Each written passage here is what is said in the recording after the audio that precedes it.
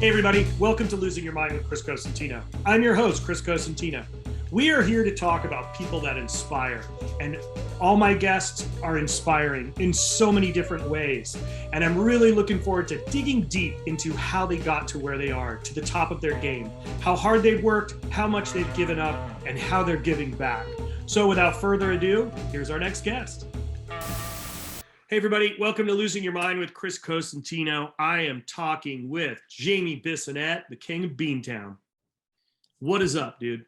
Not much. King of Beantown, hey? I like it. You know, I'm a New England native, as you know. I do very often reminisce about coming back to New England and coming home. I was actually discussing it the other day. I was like, should I move back to Rhode Island? Maybe I should move back to Rhode Island. And the first thing Tatiana said to me was, you'd be a lot closer to Jamie. I would love it for you guys to be back here, but there's another thing you have to remember. You'll have to shovel snow. I don't mind shoveling snow. Well, you know what? I'm going to be... Oh, wait, no. You have a son who's old enough to do the shoveling now. Totally. But he's going to be a... Hey, Easton, sorry, bro. Yeah, you guys should move back.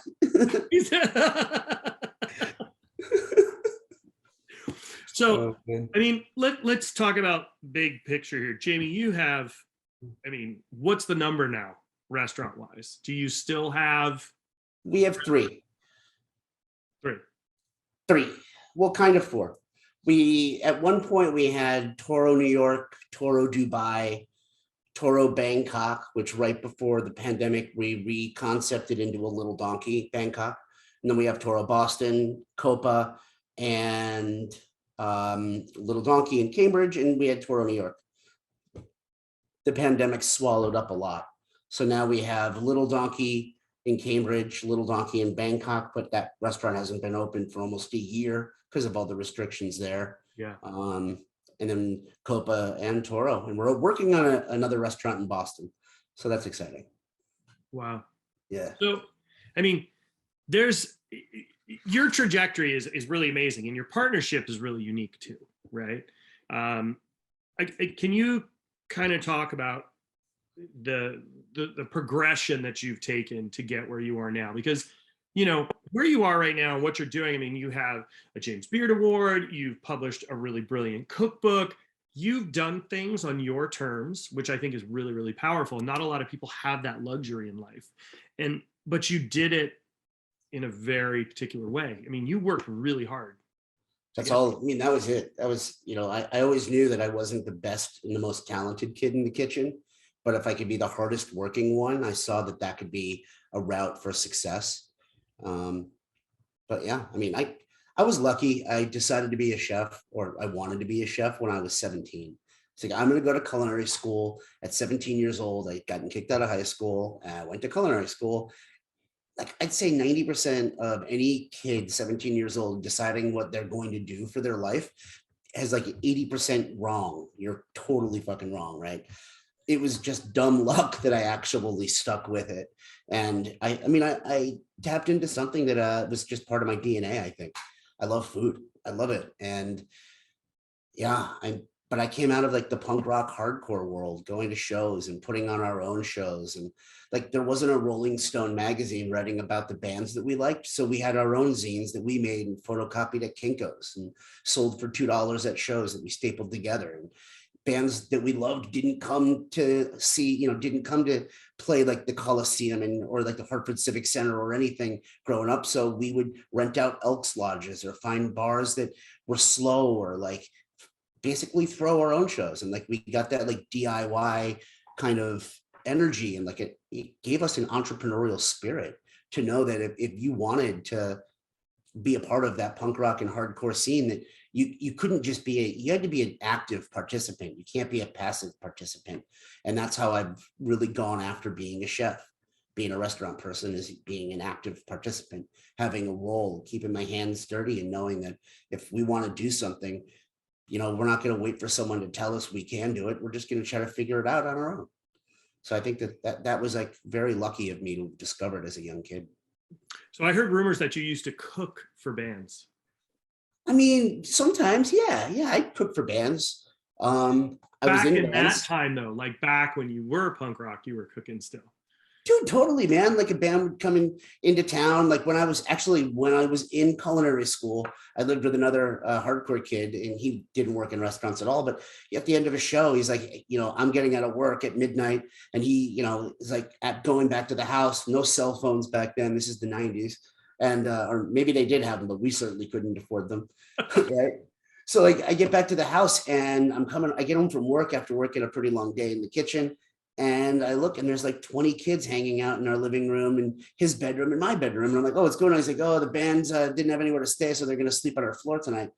He's like, they're also hungry. And it happened to be a band that I knew. And then I had stayed with me growing up in Connecticut at my house. And like, it was like, oh, hey guys, how you doing? It's like, hey, Carl, Chris, DJ, what's up, man? Hey, go on. Yeah. So we end up, cooking a big vegan feast at 1:00 in the morning of dried legumes and potatoes and stuff. It was fucking awesome. I loved it. It was great. Which is really funny because, a lot of people know you and as part of the Hoof and Snout Mafia. So you saying cooking vegan food, you were for a long time, were you not? Yeah. I mean, because of hardcore, I was vegetarian, vegan, then vegetarian again, then vegan again, then freegan, which is I was vegan except for when I was poor. If somebody gave it to me for free, I would eat it. So freegan, I've never I love that one, Jamie. Yeah. I'm vegan. I can't have it. I'm really hungry. This has butter in it. Fuck it. I'm gonna eat it anyway. It's free. It's free. It's free. So you were like one of those guys who used to go to the show and they would have like a burger set up over there, but then they would be cooking burgers, but then you could put your condiments on over there. So you were the guy who would go make like the vegan condiment sandwich, right? With like the pickles and the lettuce and ostensibly, I see where you're going with that, but screw you, no. Yeah, I did when I was broke. Yeah. I have no shame. I've done that. I mean, we definitely there's a place, I don't even know if it's in existence anymore, but when you're driving down the East Coast from New England down through the Carolinas to go to Florida, for instance, on tour, you start seeing these signs. They used to be totally racially insensitive. I'm not sure if they exist anymore, but it was a place called South of the Border. And they had these advertisements for this guy, their mascot, their caricature of a Mexican guy named Pedro. And it was like, you'd get excited because once you got there, they had this huge condiment area. So you could go, one person would get a burrito, and then all of us would have saltines and fucking ketchup packets to sit forever. Sitting in the van with a stack of packets of crackers and ketchup and mustard and just eating that with somebody else. Somebody got the burrito, usually not me, but that was where we would go and be so excited. Or a really great food court, on the highway rest stop. Back when they would have the pumps too, walking around with you steal a soda cup and you'd walk over and what are you doing? You're like, oh, nothing. And you pump up an entire pint of ketchup. You get into that, eating ketchup like soup. Yeah. It's good. Everybody's done it back in the day. I mean, it's funny. You think about all that stuff back as a kid, getting through, right? Getting through to get there. Fake it till you make it kind of a situation. We always did. So I want you to talk about a little bit your culinary school experience and then your first job, professional kitchen, where you started really where that moment switched where you're like, you know what, I'm not vegan anymore and I'm cooking these cuts of meat, or I have to learn to taste everything. And that must have been a big transition for you, right? Because you're like, oh yeah, it was big. So yeah, culinary school was interesting. And I started culinary school at 17. I was too young. I wasn't allowed to use some of the machines because state law in Florida, I wasn't allowed to use the slicer until I turned 18. So the first 6 months of culinary school, I couldn't use the slicer. That's so dramatic. Oh my God. I loved it. I learned a lot. And, for having very little experience in the restaurant world, going to culinary school, learning the terms, learning the importance of hierarchy, understanding how to respect the history of our industry. It was huge. So I liked it for that a lot. Then after graduating, I was like, fuck, I'm gonna leave Florida soon. And I moved to Boston, and I wanted to work for Jasper White. And but he had closed Jasper's place earlier, maybe a year earlier to that. And I had had a chance to come up and stage there once. So I was really excited. And the word on the street was, he was joining a new kitchen, and he was taking over as the culinary director for then a small local group called Legal Seafoods. It's a I think they small had, group. Just then they only had like, I think 5 or 6 locations. You know, they had like the original in Cambridge. Anyway, if I digress on that, he ended up working there for 6 months and left and started up another project. I ended up there for 8 months, but I worked with a kitchen manager who started right around the same time that I started. I think he's now their director of culinary, CEO of the whole group. His name was Rich Vellante, and he had a completely amazing impact on me with, yeah, we were a volume restaurant. There was a commissary that did a lot of things, but we still did a lot of all the menu cooking. And we did a which lot property of was this? Because I remember. I worked at the one in the Prudential Center, the workhorse, busy one with the saute station at the window facing the mall area. God. And I worked that saute station. And, you know, there'd be days where, you know, there was a blizzard on April 1st in 1997. So I got to work that morning to work a lunch shift. I ended up working a double, and I think we did like 1,000 covers because of all the hotels that were attached, and you couldn't, the trains were down. It was like totally unprepared, and it was wild. And I learned, you know, he taught me how to do a lot, and he taught me the importance of taking like really serious steps, and like on slower days or at the end of the night when we were there, he would like show me how to cook dishes that he had done in other restaurants, like that weren't just the Legal Seafood way. And it made me feel like, maybe feel good that somebody was taking a second to show me stuff. And then I ended up leaving Boston and going back to Connecticut, where I grew up, to be a townie and an idiot for a while, but I worked at some great restaurants there. And I took what Rich taught me of like, a great mentor needs to be able to be a great teacher and have that patience, which he did. And then I worked for Billy Grant in the Hartford area. I worked at Brico, helped when they were opening up Grants, and then moved back up to Boston. But the entire time in Connecticut, when I was working, I always had 2 jobs. And I realized that if I keep myself busy, I could get into less trouble, although that proved not to be the case. And I got into a lot of trouble, so I had to leave Connecticut and came back to Boston.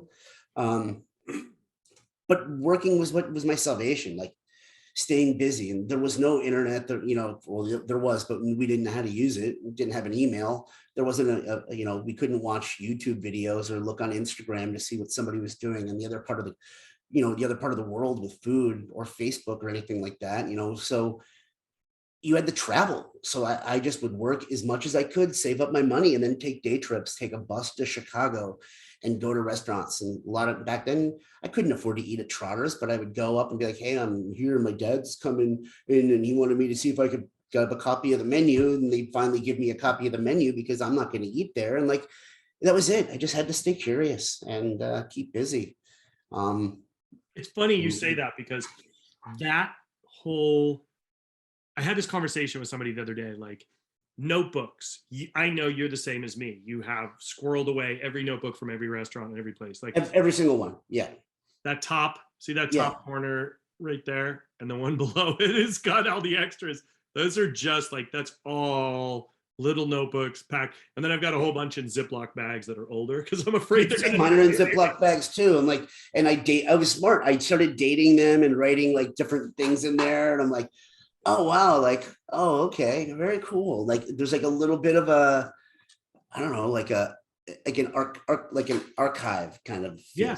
And then all the menus from where you traveled or you were able to score, like getting a menu was key because that was our way of finding stuff, right? Like somebody would go to Europe and come back and they were like, hey, did you hear so-and-so went to so-and-so restaurant? Oh, can you get me a photocopy of that menu? And then you'd get like a photocopy of some menu from somewhere in Europe. And you'd be like, shit, I don't know how to read this. And then you'd have to get a French translation book. Exactly. Like, yeah, you've got your French dictionary and you're looking everything up. And then you're like trying to go through like a Michel Girard book in French, trying to figure out what the ingredient is. Totally. And like, now you look at it on Facebook or Instagram, and then you click on the ingredient and hit a hyperlink and it pops up and tells you where you can buy it on Amazon. Exactly. I mean, it was so hard back then. And I think there's something to be said for that. And I think a lot of being, and I like to call it isolated, right? And I said this the other day to somebody, and they kind of laughed at me. And I attribute a lot of things to skateboarding, right? Because it's just my childhood. But like, perfect example, Rodney Mullen was secluded from everybody else, which taught him how to do tricks that didn't even make sense to anybody else anywhere else. And I think it's the same thing when you're on your own in your own world. It makes you think, it makes you be creative because you don't have anybody else to rely on. Right. You're not like, oh, that's cool, I'm going to do that. You're like, think, what can I do? Like, I gotta look, I gotta taste things. Or you would go to a restaurant and eat, or like, those were powerful times. I mean, that's where I learned that when I was in a new city, if I was on tour with a band in high school, or if it was when I was cooking and I was just traveling to go see a new city, I'd walk into every bodega, every corner store, and you'd look and like find an ingredient that you didn't know what it was. And, all of a sudden you're in a part of Chicago and there's like an Ethiopian population, and you look over and they've got this spice blend that you've never seen, and I couldn't read it. So I bought it, and I like smelling it and tasting it. And I don't know what it's called. So I asked the guy at the register, and he's like, it's peppery. And I'm like, okay, I don't know how to spell it. And there was no way to look it up. There was no Google. It was like, and it was awesome. You're tasting this spice, burning your tongue, going, is that cardamom? Is that allspice? What is that? And like, it was awesome. I mean, it really made me a very tactile cook. And you learned to, yeah, like you said, man, like to innovate. You have an ingredient and that you've never used before. And in a vacuum, nobody's around to tell you what it's supposed to be used for. You start using it and you're like, cool. Then somebody walks over and they're like, why? That's not what you're supposed to do. And, nowadays, if you do it, they'd be like, oh, that's fusion. It's like, no, it's experimentation, man. That's really interesting. I keep going on this fusion conversation with people. And, I had a really great conversation with Manit Chauhan the other day. And she was talking about how Indian food is so distinctly different from different regions. And she talked about how one particular area is influenced by the Portuguese, right? You have all these different areas. That is a version, that's like the original version of what I consider fusion food, right? Because somebody traveled by boat to a place, they got there. On that ship may have been, and I can't say boat, people get upset because boat is small, ship is big. Don't piss off the fishing guys. Is that real? Is that real? Yeah, for real. Somebody get mad about that? Oh my God, they always do. They always do. Boats are something you get on for recreation. Ships are for fishing, big size. It's just a differentiation. So then this ruins something that I've been quoting from one of my favorite movies of all time from a kid. It's not proper for me to say, you're going to need a bigger boat. I don't know, but the other one is sailing around the world from port to port. No, that's a different one. Sorry. Yeah.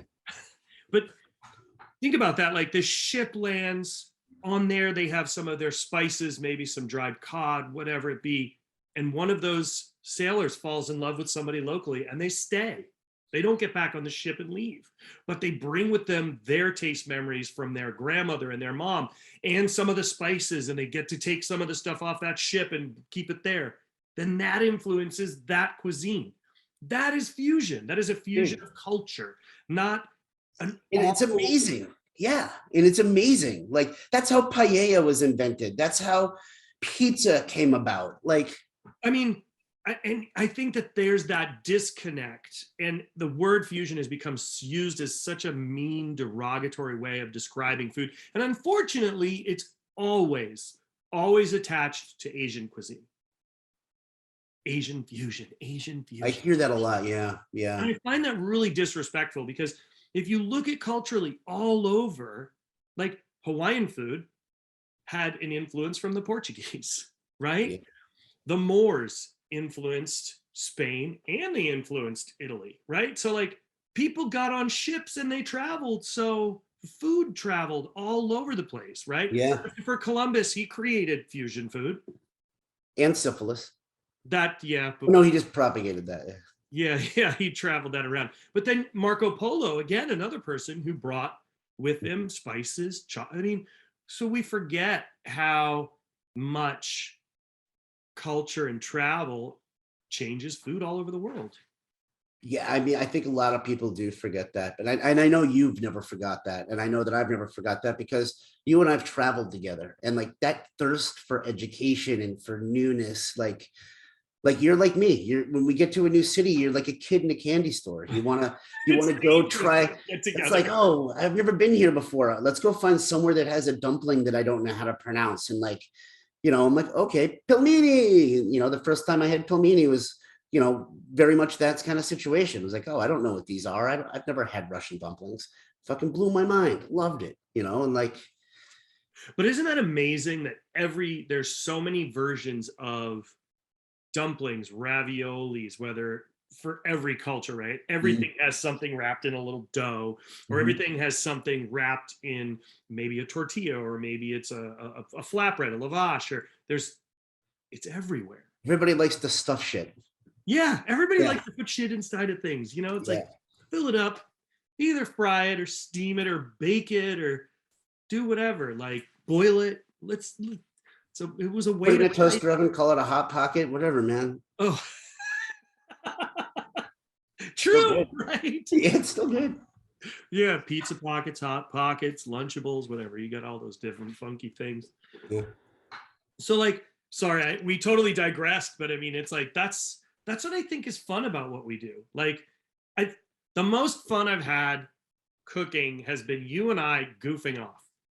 We've had a lot of fun doing that. Yeah.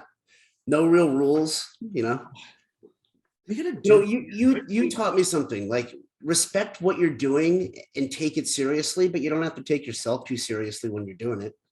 Yeah. Yeah. I mean, we're not. I mean, for crying out loud, we're not curing cancer. We're making dinner. Yeah.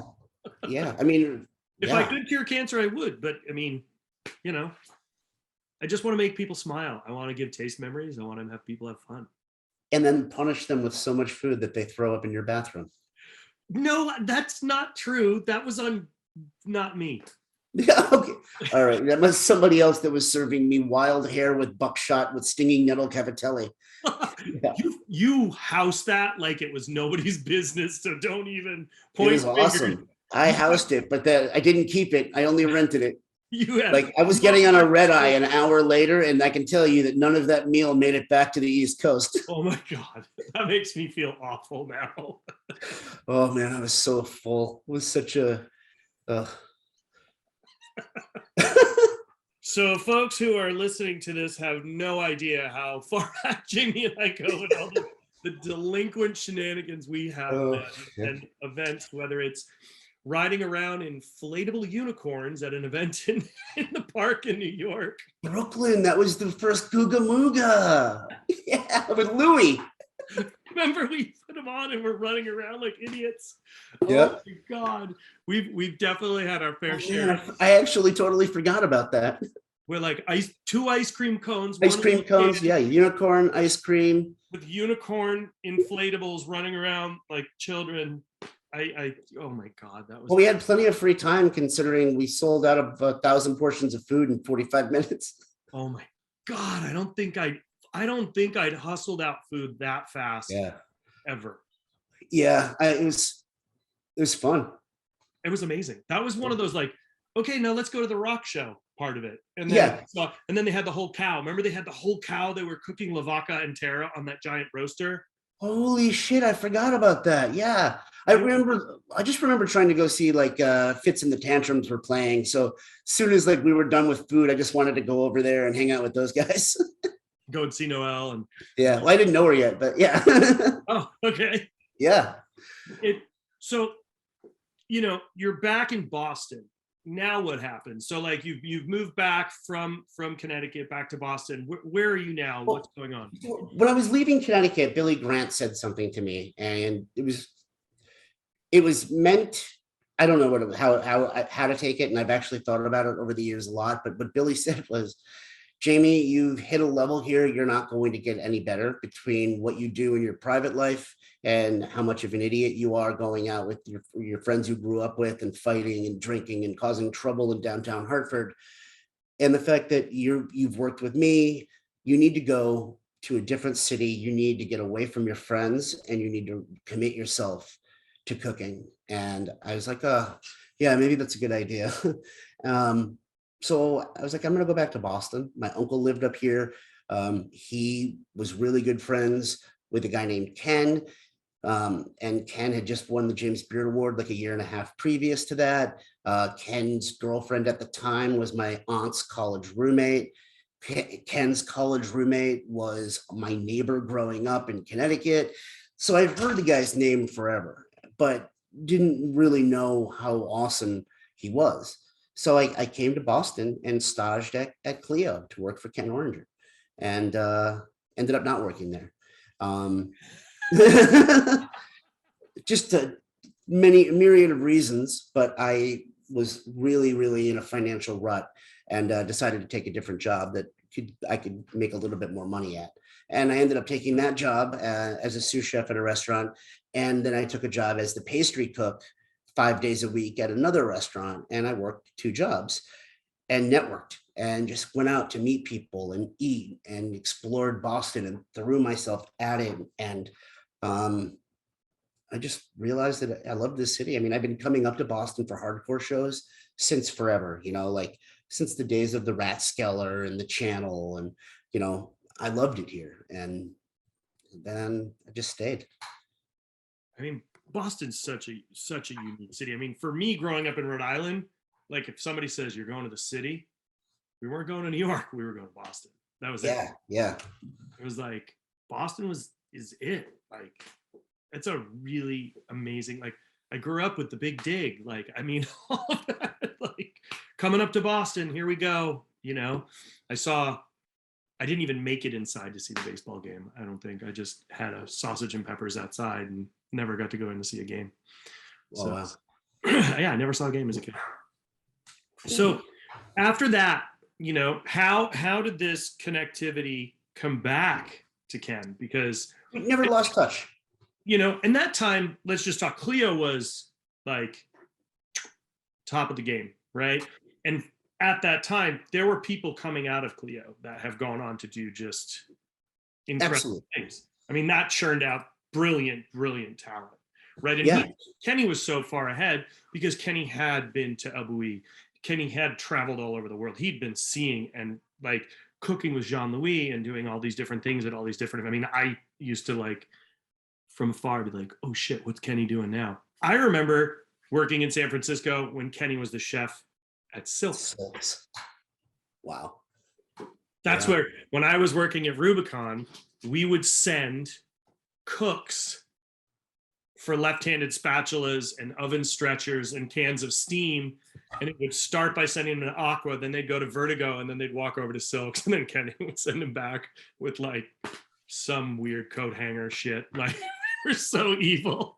That's so great. And did you know that at the time, the daytime sous chef was Ming at Silks? No way. Yeah, that's how Ken and Ming worked together at Silks. I did not know that. Wild. Wow. I mean, it's just like, it's so crazy how the world just kind of circles back, right? Yeah. So when did you officially start working with Ken?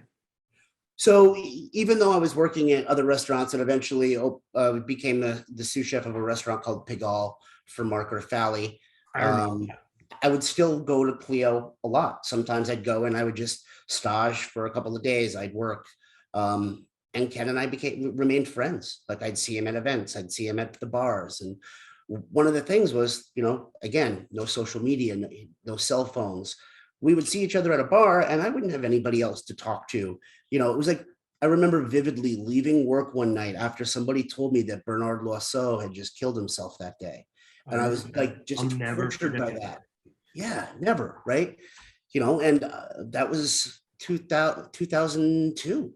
And I went to this place, Silvertone, that night. My uncle was bartending, went to say hi to him, saw Ken, and we started talking. And I was like, hey, did you hear? And he was like, yeah. And then we started talking about the rivalry with Michel Girard and Monsieur Cooking. And like, it affected me to the point where I went back to work the next day and I started working on a new dish. And then I see Ken and I'm like, hey, I don't work with you and I'm excited to see you. And we would talk about obscure French cookbooks and like dishes and our passion for food. And eventually one day he called me and said, hey, I'm doing another restaurant. It's going to be a steakhouse and a hotel.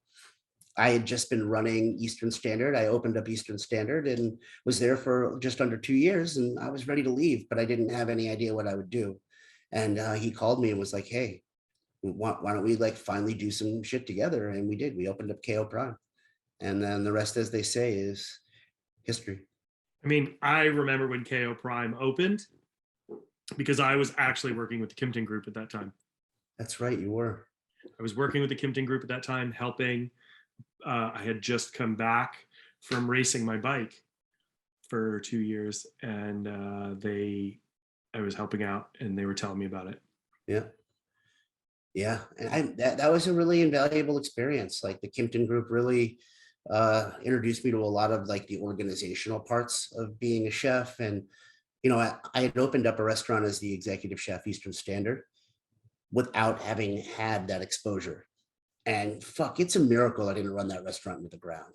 Like our food cost was a struggle. Our labor cost was fucking abysmal, you know, for the first year. And as we got it like, you know, under wraps, I realized that I really didn't know what the fuck I was doing as far as running a restaurant. I was the classic, I knew how to cook. I knew how to create. I knew how to run a line. I knew how to expedite. I knew how to do the things that a cook needs to do. Like I was a great cook. I was a terrible chef. I didn't understand the importance of building all the relationships. I didn't understand the importance of how to manage my own internal pressures. I didn't understand the importance of organization in regards to like food cost, labor cost, PARs, and joining, you know, KO Prime, being part of a Kimpton restaurant group. I learned a lot. Oh yeah. I mean, that's, I think what you're talking about right now is like right on, because those skill sets weren't taught to any of us as young cooks or as young culinarians. I mean, a lot of that stuff wasn't even part of the real, even though, and I will say this, I graduated from a food service management class, but that really still wasn't part of it. There was not like, all right, here's P&L meeting, let's go. And you're like, what? What's that? And the response normally is, I don't have time. I've got all this shit to do. No, doesn't matter how much shit you have to do. Delegate it. You get in here and see where your numbers are and where you're screwing up. And I think that was precisely it, man. I needed that. I needed that kick in the ass, because without it, man, I would have been really fucking a typical arrogant asshole chef who tried to run my restaurants with ego rather than empathy and understanding. And, you know, the humility of realizing that you don't know the most important part about being a chef restaurant owner when you're a chef is it's wild, you know, like being a great cook isn't the most important part. You know, you're responsible for all of your employees' jobs. Like your decisions affect a whole group of people and their lives. Like, and that's why like now people are like, oh, what you know, what do you define success as a restaurateur? It's not about my food. It's not about my sous chef's food or our chef de cuisine's food. It's about like knowing that we've got people who've worked with us for 15 years that are, you know, learned another language or raised kids in the restaurant being there. And like one of our cooks comes in and he's like, hey, my son's looking for a job. Can he come work here? It's like, yeah, that to me is success. You trust me enough as your boss that you want me to be your son's boss. Like that's success. And that's the shit that you learn how to do. Those are the soft skills that you learn, not from being a cook, that you learn from being humbled by the fact that you don't know what the fuck you're doing. It's that moment when you can put your ego aside and remember that it's about the customer and your team. Yeah. And also understanding that sometimes the customer isn't always right. And the moment they're out of line and it affects your team, then team comes first. Yeah. I think that's a hard thing to do for a lot of people, because I think everybody's trying to make their mark and become something or be who they want to be. And I mean, shit, I'm as guilty as that as anybody else. You know, we all wanted to make our mark. We all wanted to leave a stamp, you know, but you know, that comes at a cost. And until that moment that you recognize that, then you really can make a bigger change. It's true. You know, so from KO Prime, then came Toro. So Ken had opened up Toro right before KO Prime opened, and it was my favorite restaurant to go to. And I was getting sick of being in a hotel. KO Prime, union hotel. I can see pros and cons for unionized workforces all over the country, all over the world. But for me and where my mind was at 30 years old, being the chef and dealing with some of the union personalities was hard for me, and I didn't rise to the occasion. It actually made me not like myself with how I was reacting. It made it really difficult for me to like feel good about work. And so I told Ken that I couldn't do it anymore. I needed to leave. And without batting an eye, he said, how about I make you a partner at Toro? You take over that restaurant and we can start opening up restaurants together. And that's what we did. It was like, it was one of those things where he suggested it and I was like, what? That's just such a bad idea. It sounds good. And the rest, as they say, is history. Well, I remember that and that hit the news wire. I remember when that hit the news wire, and it was like two talented chefs partnering together to grow. And it was really unheard of, right? There wasn't a lot of that going on. Yeah. And I think you guys set a standard, and you still are continuously pushing that envelope forward, and you're having fun doing it, and you're still friends. That's pretty fucking amazing. Yep. Because that's not easy. I mean, business can be hard, right? Let's be honest, Especially, we, up until the pandemic, I used to joke that Ken and I have never had a fight that lasted more than 45 minutes. We've never really not seen eye to eye. The pandemic, created a lot more stresses and whatnot, and exposed a lot more of my personality that I'm not proud of. And, definitely had affected our friendship and our working relationship, but we've come out of that and things are getting better. And, it's taken a lot. I think that you have said some things in the past that really made me feel more confident admitting to myself and then out loud that our industry is taxing. And if you already have some sort of trauma in your life, or you already have a hard headspace that you live in and you fight with your inner self, it's a great place to hide from that. But it's a terrible place because you don't heal and you don't learn how to live with yourself because you just forget. And, the pandemic, with how much we had to slow down, it gave me more time to like be in my own head and it confront a lot of those demons. So yeah, it was hard. This industry it can take a lot out of you and it can also give a lot back to you, all in the same breath. But you've got to be able to weather that kind of like tumultuous kind of storm. And, I feel like you gave me the permission to deal with that. So thanks, bro. I appreciate it. Okay. Thank you. Yeah. I don't know how I did it, but I'm glad it worked. I mean, for me, I get it. Like,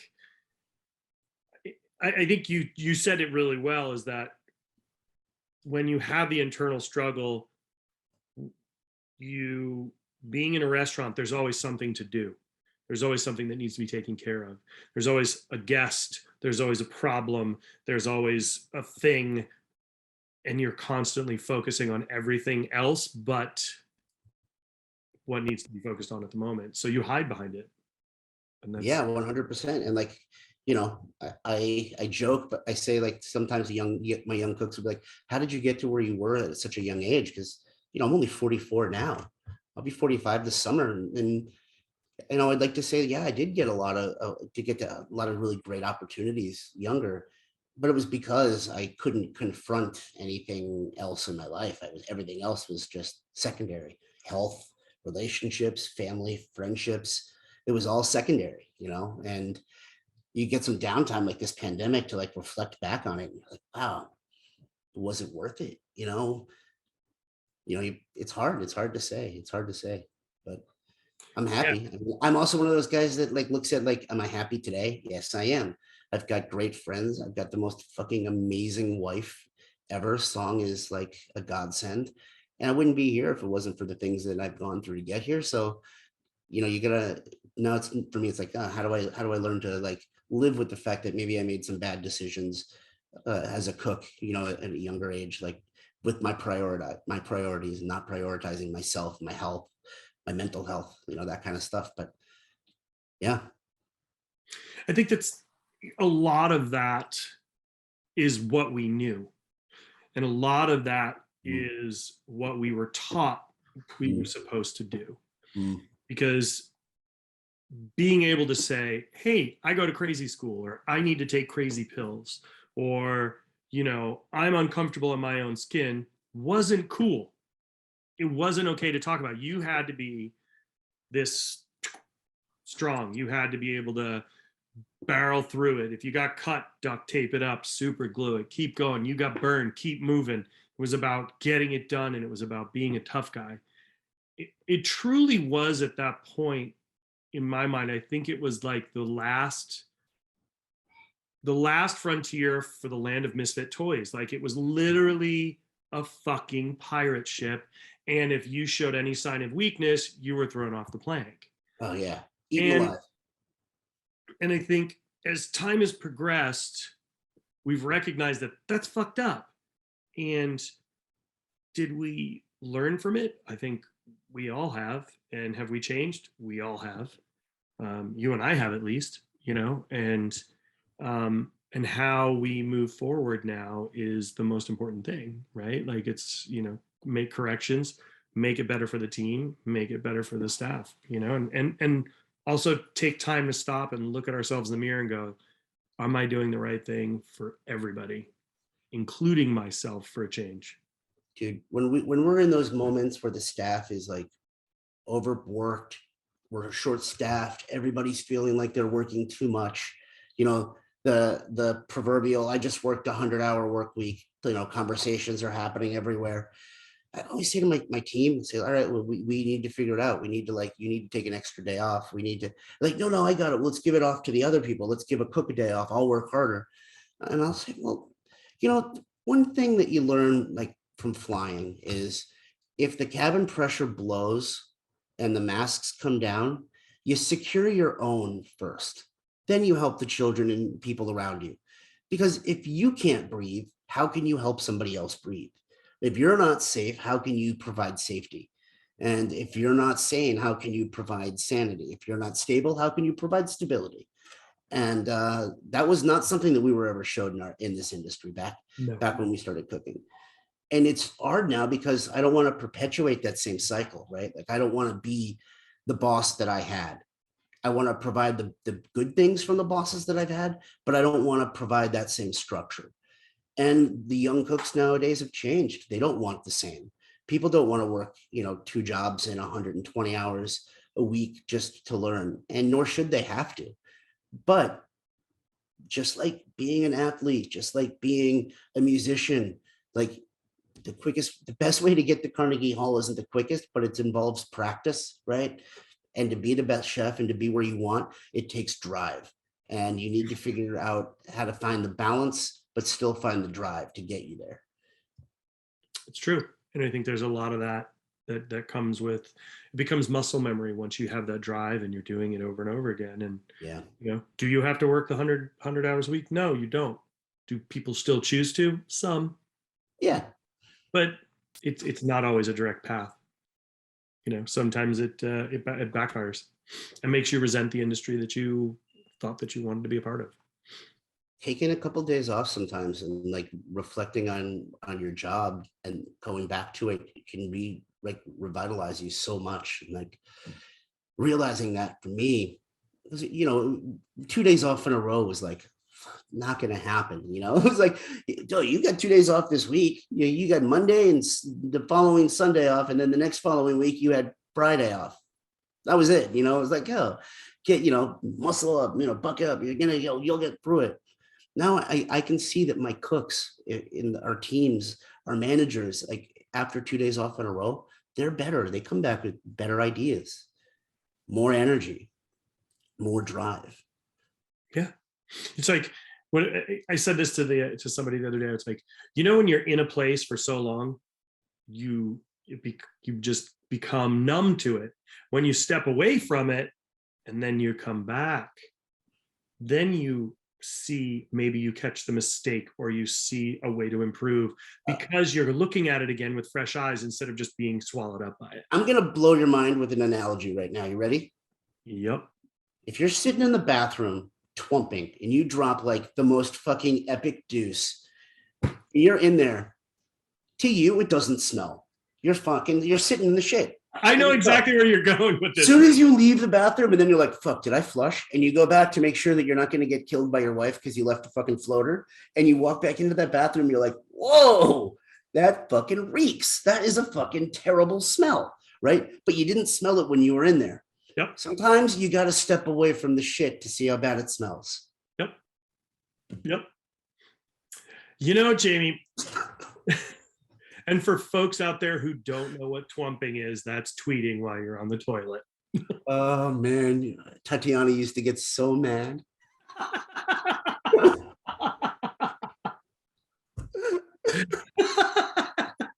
So if you ever look back at some of some posts, 2016 tweets. By the way, back in the is also the one who started a Instagram account called Cosentino's Dimple. No. You were awful, Chris. When you won MasterChef, Top Chef Masters, I started awful Dimples. That's right. And started harassing you. And it took you all of about an hour to realize it was me. That was so funny. I was like, cut this shit out. Direct text. Hey, man, is that you? Fucking cut it out. Couldn't stop laughing. Oh, my God. The only other person was Alana Alperstein. She's the only other person who knew I was doing it because I told her and she was like, Baltz is going to kill you. Man, so good. I mean, I think one of the best parts about this business for me has been the friendships and the fun that we've been able to have. And it allows us to connect with people all over the world and make these long-term friendships and relationships that are really, really powerful because we understand what it's like to be in each other's shoes. We understand what it's like to be swamped, or we're sharing an ingredient, or we're sharing what's going on. And we're constantly, and I mean, that to me has been the best part about this business. Totally, man. That and we get to eat really expensive food for free. It's true. Like, oh, what are you doing? Eating caviar in the corner? Jimmy, what's that? Percebes. Oh, man. What are you eating? Where'd you get those? Oh, they were just, remember you had those barnacles one day? You took a picture and sent me those giant big barnacles? Yeah. Percebes. I'd never seen it. I was like, what the hell is that? You were like, they just came in from Spain. I'm eating them. Like, I've never even seen that before. Oh, man. Like just walking through Chris Shepard's kitchen, eating all of the mise en place the first day we got there. Like, oh, this will be fun. I think I thought he was gonna kill us that day with all his mise en place. Oh my God. That actually I thought he was gonna kill us because we were horsing around so much during the dinner that the guests started to be like, are they gonna actually cook anything? Oh, we crushed the food. There was like no food was great. Food was great. The food came out fast. Yeah. So now, you're at Toro, then came Coppa. Yeah. Right? Yeah. So the property that Coppa sits on had always been a restaurant. It was a Lebanese restaurant, then it was something else, and then it was the Dish. And when it was the Dish, it was known for having a wood-burning pizza oven, this really beautiful big marble bar, and a dope patio. When the woman who owned the Dish decided that she wanted to move to the burbs and not work anymore, she wanted to sell it, and the landlord is also a restaurant person, reached out to Ken and I and was like, hey, this is going to be available. So we went, we looked at it, and Ken was like, what do you think? And I said to him, I go, all right, I think it should be Italian. I think we should call it Coppa. I think we're going to do wood-burning pizzas, handmade pastas. I think we should do all house-made charcuterie with a big Burkle slicer behind the bar. And I think we'll call it Coppa or something like that. He was like, what? I was like, yeah, I know what we're going to do. And then, of course, Ken had infinitely more like also brilliant ideas. And that's what we did. We opened up Coppa, and it was like, it was the most fun. That restaurant, it just is such a special place. Like we just really got to put our heart on our sleeves and just cook with reckless abandon. I mean, the food there is delicious. And that's the thing, like I've eaten at every one of these restaurants. They're all amazing and they're all unique and they're always fun. You know, we've cooked together in two. I have not cooked in Little Donkey. I've played in the kitchen at Toro, both New York and Boston, and I've cooked in Coppa with you and had fun. Not dinners, but just us goofing around in the kitchen. Oh yeah, definitely. But Like I during think, the Blizzard Bash, oh my God, the Blizzard Bash. my kidney just flinched. My liver just quivered. All I remember is being like just marching through the entire city of Boston in a blizzard and us getting trapped and having to stay at the hotel above Eastern Standard. All I remember is the fact that Baz had shit on his breath after eating those unclean fried pork intestines at that restaurant. And you could smell the fecal matter on his out of his mouth before he vomited. That's going to be my biggest memory of the day.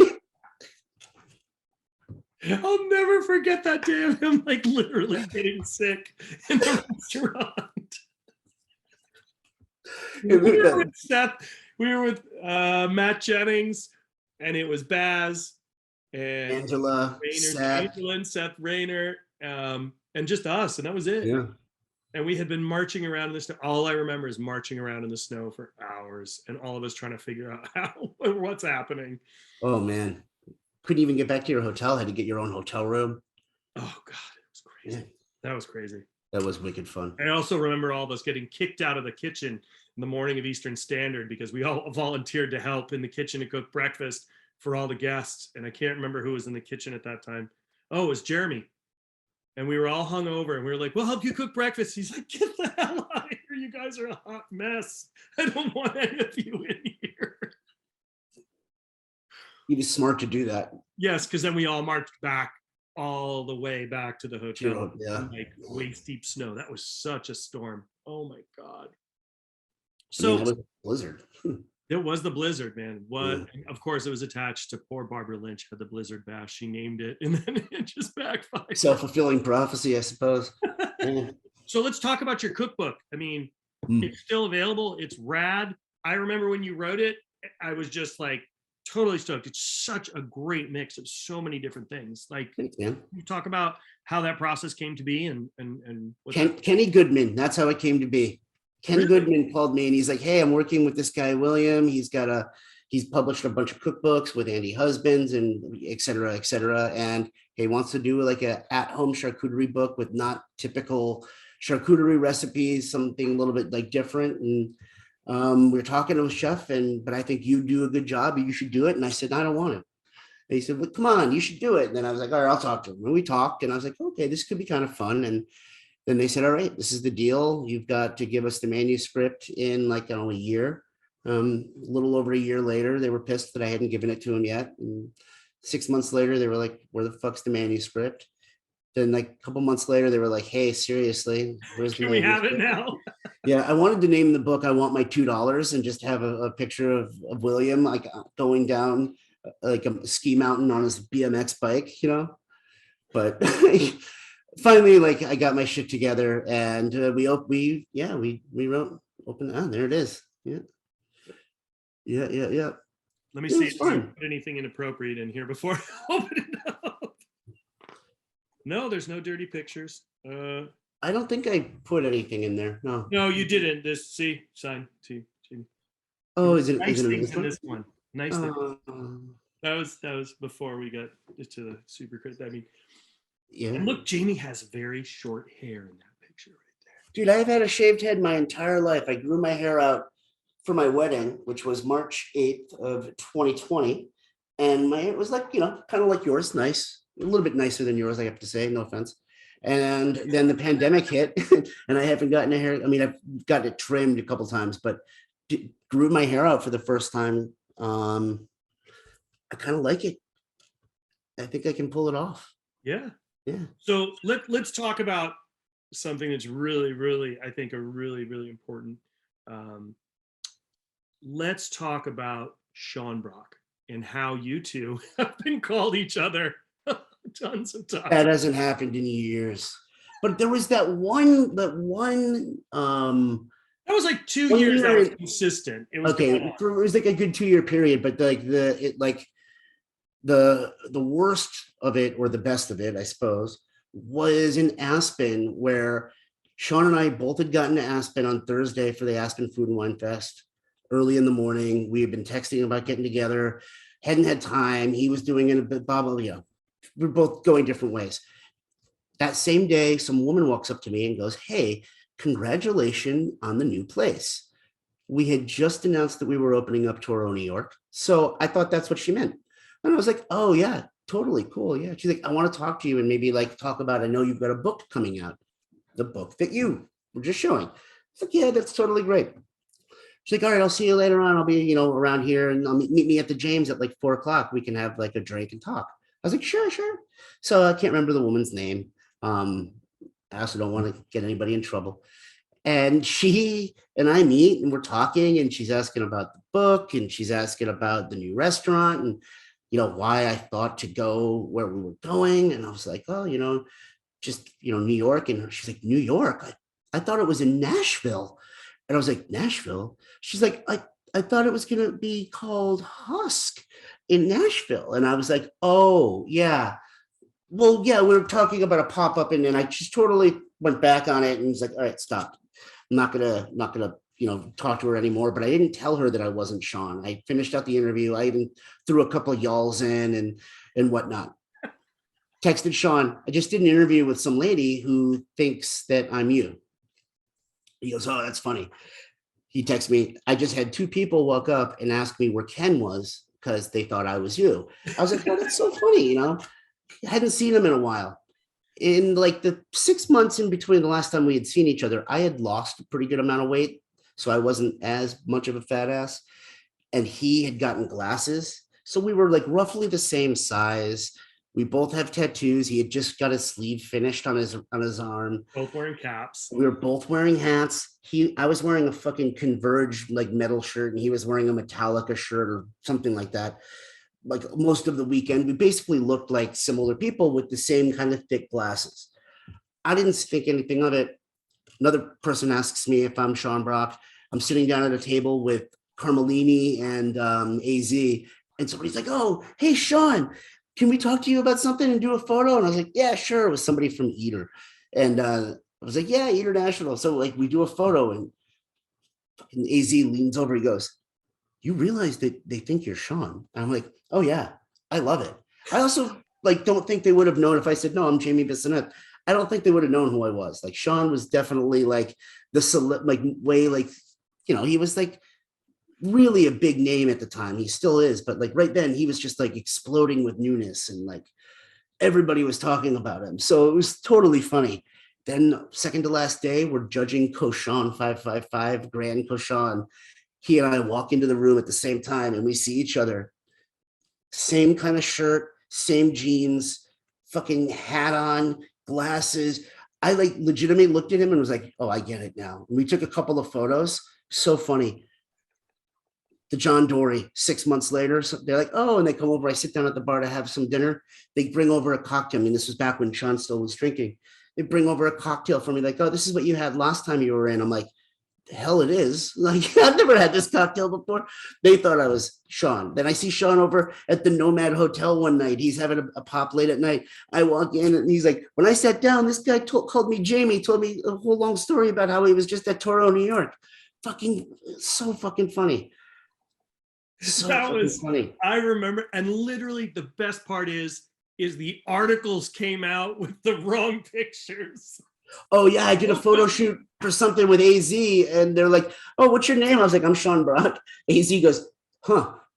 Phil Baltz, who was doing our PR at the time, calls me. He goes, you've got to stop doing that. You've really got to stop doing that." I mean, that was amazing. I mean, we all kind of pushed it. We were all having a field day with it, but that was some funny shit. Dude, it was wicked funny. Oh man, I miss that guy. Oh my God. So now we're talking you've gone through, we've done so many fun things. You've opened multiple restaurants. Now you've got a new one coming up in the works. And we've all kind of dealt with this world the way it is right now, which is, to be really honest, it's been kind of broken for almost 2.5 years now. And like you said, you've made some changes. You're addressing things. It's dark outside now. We've been talking so long. But I think what's really exciting for me is how you're constantly progressing and pushing and evolving. And I think that to me has always been inspiring. And you've always pushed me to think, and you've always pushed me to be a better person. And whenever we're together, you've always pushed me to have fun, no matter how hard that moment may be, or what's going on, or how in the weeds we are. You always remind me to have fun. And I can't thank you enough for that. My pleasure, man. I just like your dimples so much that I know if you're having fun and you're smiling, that's it. For me, it's like, that if you like touch the jellyfish, it'll move and quiver. For you, it's like, I know if I tickle you or make you laugh, I get to see those beautiful dimples. So we like to play a fun game here. It's just a rapid fire questions, and we just go. Ready? What do I do? You just answer them. Oh, okay. There's no rules. There's no right or wrong. Just whatever. Okay. Okay? I'm focused. Ready? I'm focused. Burger, hot dog. Hot dog. Ketchup, mustard. Ketchup. It's over. That was it? Ketchup. Okay. Sorry. I was just shocked you said ketchup. I thought you would have said mustard. Yeah, I mean, I don't know what the point of the questions are yet, so They're just questions. Okay, so French fries, onion rings. French fries. Sweet potato or regular potato? Regular potato. Yeah. Even though sweet potatoes are fun once in a blue moon. Nigiri sashimi. A nigiri. Sea urchin caviar. Sea urchin. Ravioli, dumplings. Oh man, semantics. Dumpling. Not semantics, because dumplings range. Right, but a ravioli can be looked at as a dumpling. Like when you say ravioli, are you including angolotti dumpling? That's more of a dumpling, or is that more of a ravioli? I don't know. Like I think to me that boils down to ravioli meaning the style of pasta compared to okay, all right. Then definitely dumpling. Style of dough. Now you just threw me off track. Beef, pork, duck, chicken, crab, lobster, crab, blue crab, Dungeness crab. Dungeness. I love Dungeness crab, right? Yeah, it's so good. It's so good right now too. Yeah. Oh my God, it's been so good. Oh. Light beer, dark beer. Dark beer. Red wine, white wine. Oh, white wine all day. Gruner, Chocolat, champagne. I miss that. I do miss our Peroni moments, I gotta say. Yeah. That's actually been one of my bummers of not drinking. Have you had the Lagunitas Hoppy Refresher? Yeah, I do. I like them. They're really good. I Peroned that a couple times on nights when I don't feel like drinking and people are all being social at the restaurants and they want me to Peron with them. It's a good substitute. I gotta send you this NA beer. I'll send you the NA beer company. It's actually really cool.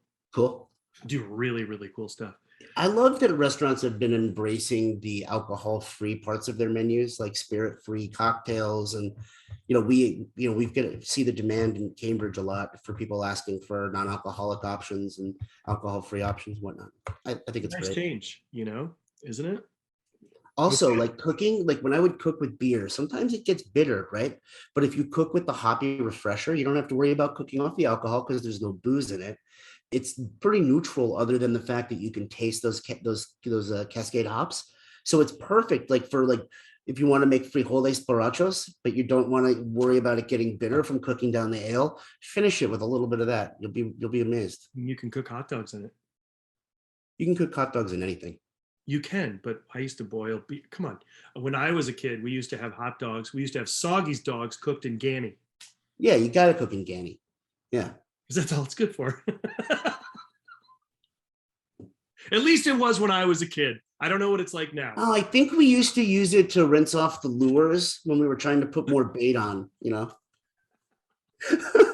We're gonna get in trouble from the owners of Canny. I like Gansett. We always have it. I love a Gansett tall boy from time to time. I mean, where I grew up in Rhode Island, the Narragansett factory was literally, when I used to go to Catholic school as a little kid, it used to be across the train tracks, right in Providence, down at the base of Federal Hill. Do you still crave coffee milk? Oh, always. I have Autocrat in the house. You have what? Autocrat coffee syrup. Yeah, I don't particularly like it. I never understood it. It's good for you. I mean, come on, why not give kids reduced caffeine with extra sugar in their milk in the morning? That's going to get you really peppy for school. Do you remember back when there weren't energy drinks and you'd get excited if you found a bodega that had Jolt? Or Dr. Pepper used to be the other one. I don't like that. It's not my thing, but Jolt, yeah, I remember Jolt. Jolt, Moxie. We were New England guys. We had Moxie. Oh, yeah. Mm-hmm. Yeah. Mm-hmm. Oh, man, we're off the track here. If anybody's watching this podcast still, they're like, yeah, what was the Cosentino podcast with Jamie? And it was like, it was two old guys just fucking talking shit about anything that came to mind with no cohesion whatsoever. But who cares? Like, that's what makes it funny. Yeah. So, risotto, paella. Paella. You know, I have a heated debate on that with people. Yeah, I know, but you know, they're both delicious. I mean, I could also ask you fried rice or risotto, and it's the same question. Like, you're asking about two rice dishes that have almost no relation to each other. So whatever. It's just a preference. For me, this is just like a preference on flavor profile, right? Like, yeah. Favorite candy. Candy? Yeah. Gummy bears. I'm a Swedish fish guy. Favorite fast food. McDonald's. Favorite guilty pleasure. Taco Bell. Chocolate or fruit? Fruit. What would your last meal be? Fuck, man. The last meal question is such a great question. I love it. But, you know, I always take the cop out normally where I say, it's going to be a banquet feast where I get to have all of the fucking things and the this and the that. And that's going to go with all my friends. But if we're talking about one plate of food that I'm just going to fucking hoover down and then they're going to electrocute me or whatever it is, I want fucking meatloaf and mashed potatoes with some fried oysters, fried onion rings, fried clams, and French fries. That's it. That sounds actually epic. With a side of scrambled eggs. Yeah, I could dig that. I fucking love meatloaf, mashed potatoes, man. Pancakes, waffles. Pancakes. Always, right? Yeah, I've never been a waffle guy. I love pancakes. Yeah. They're so good. It's like... You like Johnny cakes.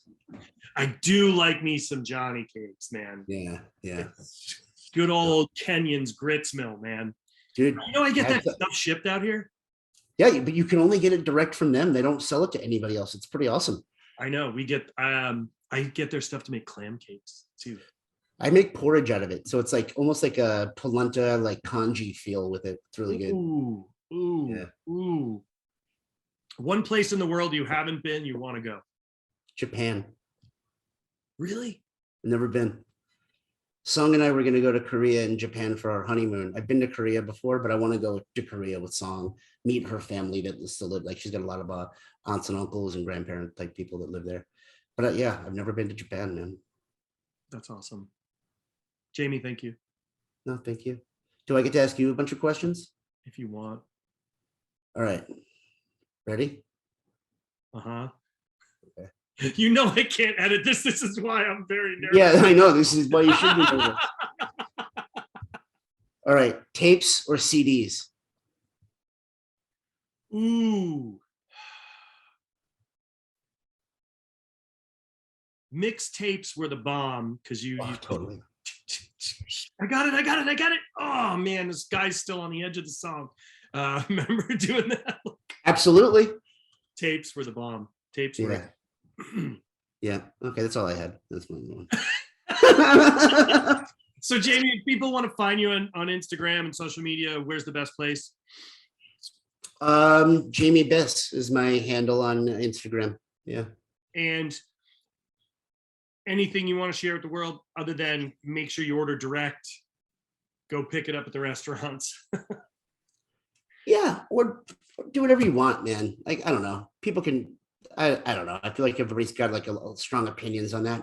How about just be kinder to each other? Let's be more patient. And like, if you don't believe in something that the government says, do something about it that's not just complaining. Fucking vote, get into politics. If you don't like that you have to show your Vax card in a city that requires it, don't take it out on the restaurant people. Go to talk to people in the government, because it's not my fucking hostess's fault. It's not my manager's fault. It's not my fault that we're asking you for it. And you should also probably get vaccinated, because it seems like it's probably a good idea, but I'm sure that there's going to be a ton of people that are going to unfollow me and tell me that something about government stunting something. You guys can go fuck yourselves. I love you, Jamie. I love you too. Just so everybody knows, if you see the two of us together, don't worry, trouble's about 3 steps behind us. And on that note, we're going to end. See you at the next one.